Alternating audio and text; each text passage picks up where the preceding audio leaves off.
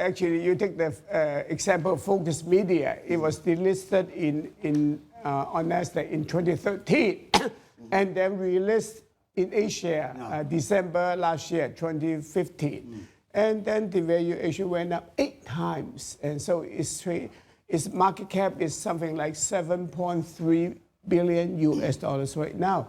So if a US listed owner or Hong Kong listed owner company go back and list in Asia, because of the high valuation of A shares, they will get 5 times to 10 times the valuation. That's exactly what the richest man, Wang Jianling, is considering. The commercial property, right? He said, my shares are trading at like 50% discount. Right. That's a disgrace. Right.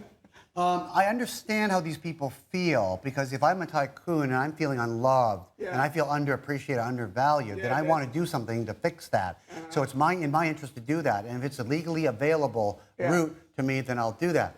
But if I'm the regulator, I don't want to become known for people doing that and going through the back door. Yeah, that's right. It's you become the dumping ground. It's like when we get on a plane, we have to file and go in order, and we go in the front, so they can keep track of it. We can't just run up the stairs and just pop in the back, because that's not really fair. So the regulator wants to say they want to oversee this process. Yeah, that's right. Because in Asia, the queue, there are 800 companies waiting to be there. No.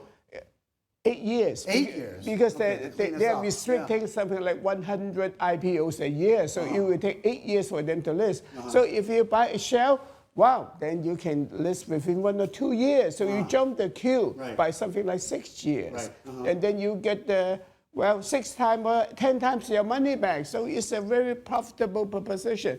So the shell companies and the A shares now, even though those rubbish companies, those PT and ST, meaning those bankrupt companies, are selling for 5 billion yuan.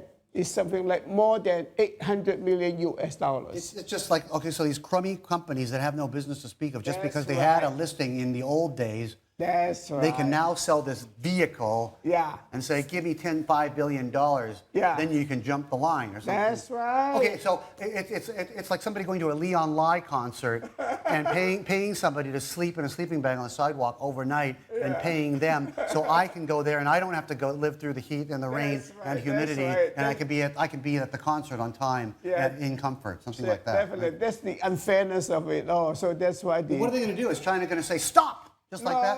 No, because they still want the big companies like Baidu and Tencent and Alibaba to come back to list. Exactly. They don't want the rubbish, but they want the cream of the crop. Okay, now how do you do that? How do you say, okay, we want you, and we want you, and we want you, and you go away?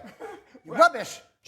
Off with your head. We don't want you around our place. You trashy company. But Jack, come on. You're from Hangzhou. Come home, baby. Jack, how do they do that? How can they do that? And how do you write rules like that? I don't. Well, what you do is by administrative procedure. You can choose and take your that sounds really Chinese, That's right.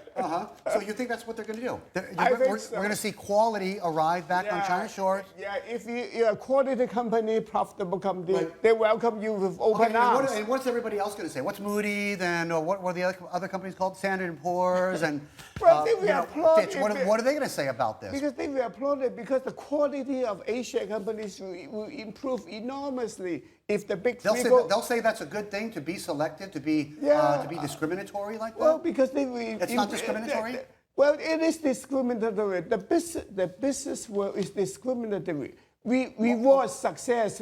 We despise failure. Then all you do have to do is set a certain number of rules. Like you have to have X number of revenues, or X number of years of profits, or X number of this, or this kind of size, or this kind of market cap, or something like that. They do that around the world. There's no market around the world that isn't rigged to some degree, right? Definitely. So you're talking the truth.